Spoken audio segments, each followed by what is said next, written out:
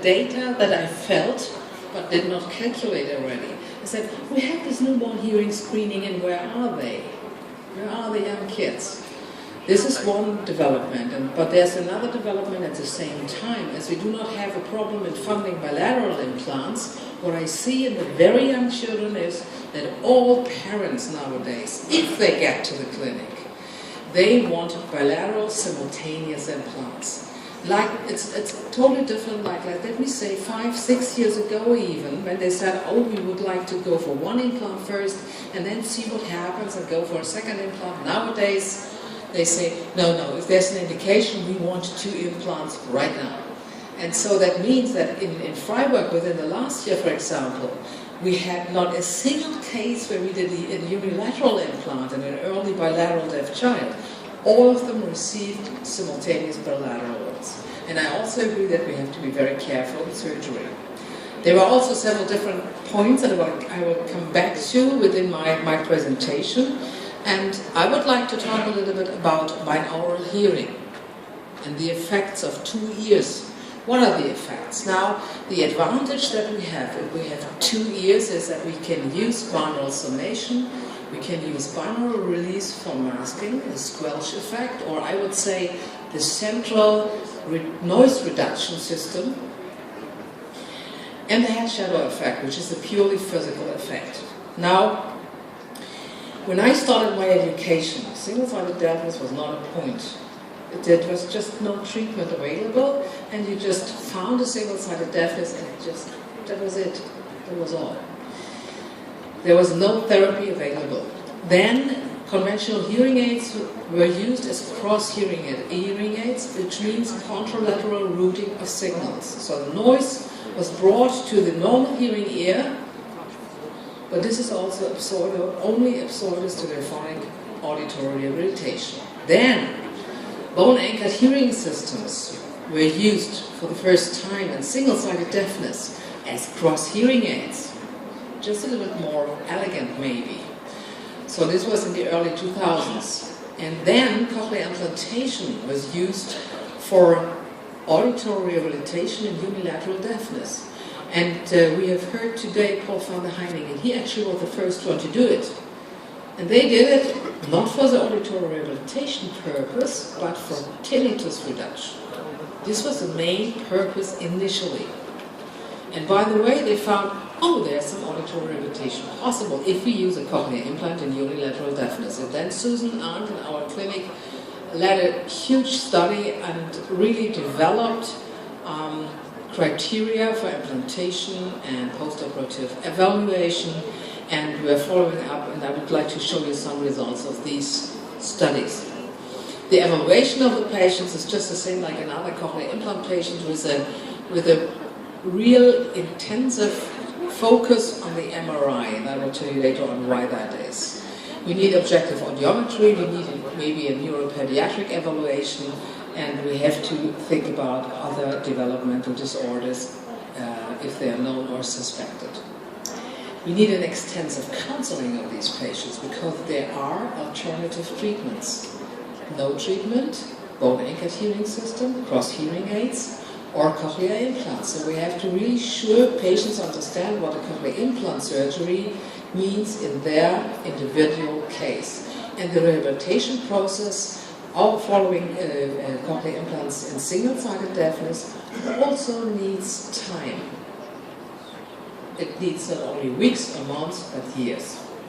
We have to make sure that patients and parents understand the need for rehabilitation. And we can also say from our first patients, where patients were not willing to use the implant or to go to rehabilitation or speech therapy training, the results were worse.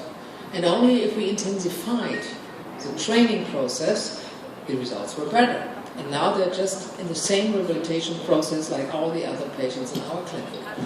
I would like to show you first the results of adults, later of children.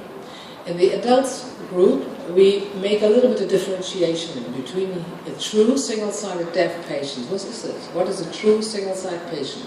He has a normal hearing up to a max of 30 dB on the good ear and is within the criteria of a cochlear implant on the other side, as you can see here on the left side. This is the worst ear, this is a good ear, and they're all better than 30 dB. And then there's another group that have not been candidates, but might be candidates for a cochlear implant in the future if we look at our old criteria. They have deafness on one side, and they are worse than the single-sided deaf group. They have a hearing impairment here, but they are better than 60 dB. So actually they never qualified for a cochlear implant in the past. The question is, first of all, can single-sided deaf patients integrate cochlear implants, electrical stimulation, and normal hearing? And the second question is, can asymmetric hearing loss, AHL patients, integrate hearing and stimulation with a hearing aid and electrical stimulation if the asymmetry is still huge? Now, the tests that we use to find out about benefit in single-sided patients are pretty easy.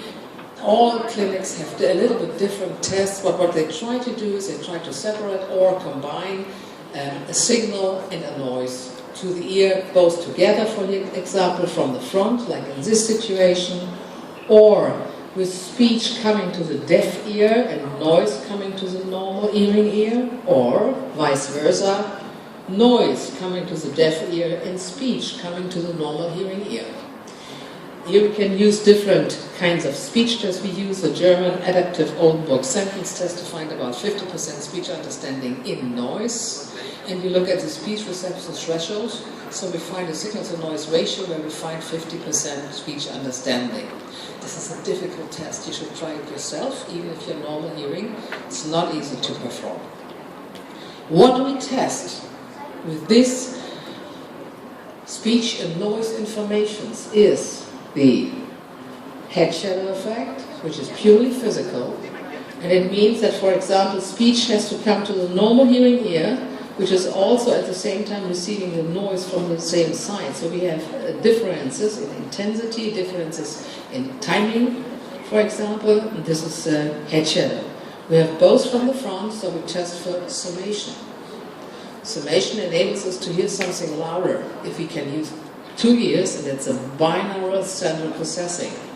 And here we have the squelch, the central noise reduction, where the noise is coming here to the deaf side, speech comes to the normal hearing side.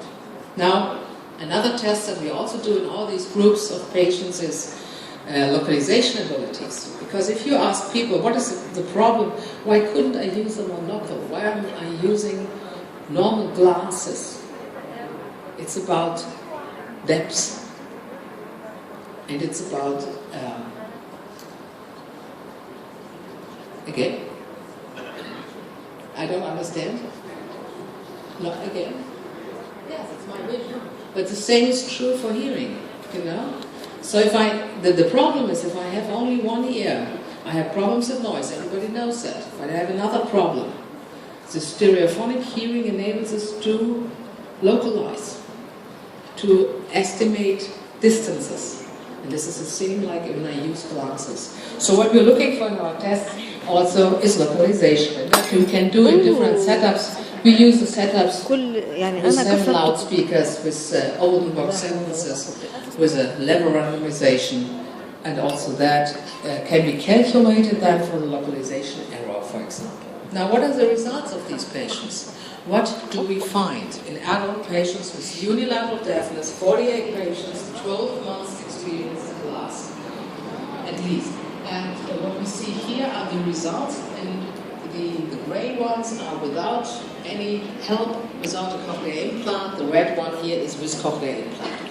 So if we look for the head shadow effect, we see, of course, that they can overcome the head shadow, purely physical, with a cochlear implant. And we see a summation effect. Here in the squelch, we see no difference in performance.